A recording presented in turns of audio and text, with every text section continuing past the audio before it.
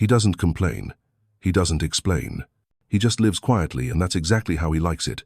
Most people assume a man living alone must be lonely, but the truth is far more subtle and far more powerful. Because for many mature men, solitude is not a sentence. It's a sanctuary. Let's explore the things no one sees, but every strong man secretly enjoys. About living alone. If you felt this quiet contentment too, drop a comment. I finally found peace in solitude. Total control over his space. No arguments about decorations. No suggestions about feng shui. No gentle hints that maybe the recliner doesn't fit the aesthetic. It's his space, every inch of it, and that means freedom. The mug on the counter? It'll be there tomorrow. The laundry? Done when he feels like it. The living room? A place of rest, not negotiation. For a man who spent years compromising, discussing, adjusting, there's a quiet thrill in knowing that his environment reflects only him. Not a curated couple, not a social image, just him. His space becomes a mirror of his mind, calm, deliberate, undisturbed. The freedom to be silent. There was a time when he talked just to be polite, just to fill the space, just to keep things from feeling awkward. Now, he treasures the quiet like others treasure gold. No more asking, "How was your day?" when he's too drained to listen. No more nodding through someone else's rant just to be agreeable. No more noise that doesn't lead anywhere. Living alone means his ears and mind finally get to rest. He doesn't rush to respond. He lets thoughts breathe. He speaks when there's something worth saying, not just to avoid discomfort. He can spend a whole afternoon in stillness, just a dog-eared book open, tea going cold, the window cracked to let in the world's softest noises, birds fluttering, a distant lawnmower, the occasional laugh from a neighbor's porch. It's not lonely. It's sacred. Silence isn't the absence of sound, it's the presence of peace. And for a man who's lived through years of chaos, expectations, and social performance, that peace is the real luxury. He used to think silence needed to be fixed. Now he knows it's exactly what heals him. Waking up to stillness. There's something powerful about waking up without anyone else's schedule looming over you. No shared alarm clocks. No chatter from the other side of the bed. No early questions. Just sunlight filtering in through the blinds, a stretch of old bones, and a slow shuffle to the kitchen. He stands barefoot on cold tile, the kettle hissing. There's no rush. In this quiet hour, he remembers who he is before the world asks him to be anyone else. Eating what he wants, when he wants. Dinner at 9 p.m., breakfast at noon, toast at midnight. A sandwich eaten standing at the sink, not out of laziness, but because he can. He no longer asks, "What do you feel like eating?" He doesn't need to balance cravings, negotiate flavors, or worry whether a meal is exciting enough for someone else. It's not that he doesn't enjoy cooking. In fact, sometimes he makes an entire meal just for the smell of it, garlic sizzling in butter, a steak seasoned just right, a pan of roasted vegetables he might not even finish. But it's always on his time, in his rhythm. There are days he grazes all day, never sitting for a full plate. Other days, he pours a glass of wine, sets out a single-place setting, and eats in candlelight, not for show, but because he wants the meal to mean something. He eats what he likes, when he likes, how he likes. It's not about rebellion. It's about reclaiming agency. Food is no longer a shared performance. It's a private act of self-respect. No one judges how many times he's had the same leftovers. No one comments when dinner is just crackers and cheese. And best of all, no one interrupts the silence between bites. Financial clarity.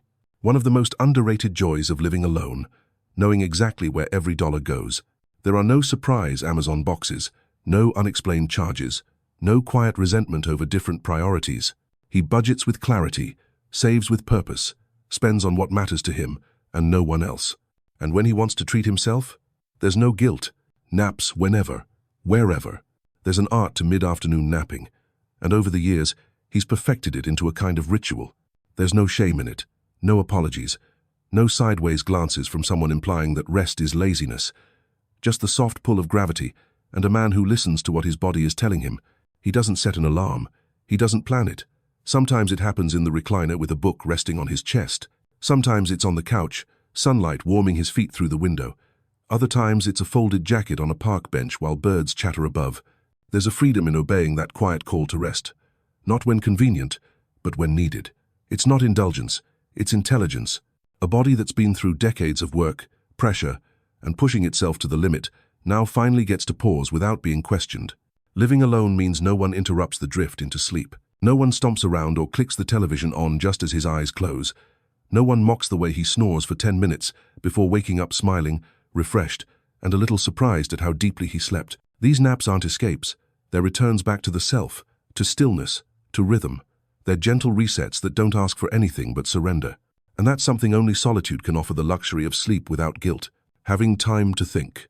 Solitude is a sharpening stone. Without constant reaction, without conversation to fill the air, his mind has room to wander, to reflect, to grow. He thinks about where he's been, where he might go, the mistakes, the victories, the roads not taken. He writes more, reads more, dreams differently. Living alone doesn't shrink his mind. It expands it. No drama. He's not afraid of love. He's afraid of noise, the emotional kind. He's lived through arguments that started from nowhere. Nights spent deciphering what a sigh meant. Mornings ruined by tension he didn't cause, but somehow was expected to fix. He knows the feeling of being in a room with someone, and still feeling like he was walking on broken glass. Now, he's chosen differently. His home is a quiet temple, not a battleground. No one slams a door to make a point. No one drops hints instead of speaking clearly. There's no scoreboard, no emotional tug-of-war, no undercurrent of unresolved everything. If he leaves the dishes, they stay there, but no one punishes him with silence. If he's quiet, it's because he's content, not because he's hiding something. There's no one keeping tally, no one weaponizing affection. He doesn't have to second-guess his tone, or replay a conversation in his head 100 times, trying to figure out what went wrong. Here, peace isn't a moment. It's the default. And it's not because he's afraid of conflict. It's because he no longer lets chaos rent space in his life. He'd rather be alone in stillness than partnered in tension. That isn't bitterness. That's wisdom. The freedom to say no without guilt. Once upon a time, he would say yes, just to keep others happy. Even when he was tired. Even when his gut said no. Even when he longed for stillness instead of another dinner party filled with small talk. Now, he doesn't explain, doesn't apologize, doesn't feel the pressure to soften his boundaries with excuses. No thanks is a full sentence. If he's invited out, he checks in with himself first. Does this add to his life, or does it drain him?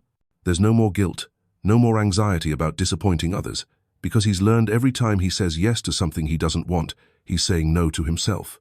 And he's done with that. He no longer attends events out of obligation. He doesn't drag himself to social gatherings to prove he's still fun. If he wants to spend Friday night reading, walking alone, or simply sitting in the quiet, that's what he does. And strangely, that freedom makes his yes more powerful, more sincere. When he shows up now, people know it's because he wants to, not because he's trying to be polite. Saying no isn't selfish. It's self-honoring. It's how he preserves his peace, his energy, his joy. Because after years of people-pleasing, he finally learned, protecting your time is protecting your soul. Rediscovering old passions.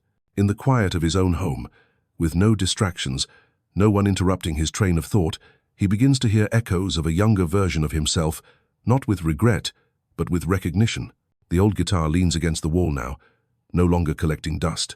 The calluses on his fingertips slowly return, string by string, not for performance, but for presence. The melody is rough, simple but his, and it moves something in him that no conversation ever could. The toolbox comes down from the shelf, the same one his father used. He doesn't build to impress anymore, he builds to reconnect. With the scent of cut wood and the satisfaction of creating something real, he remembers what it feels like to shape the world with his hands.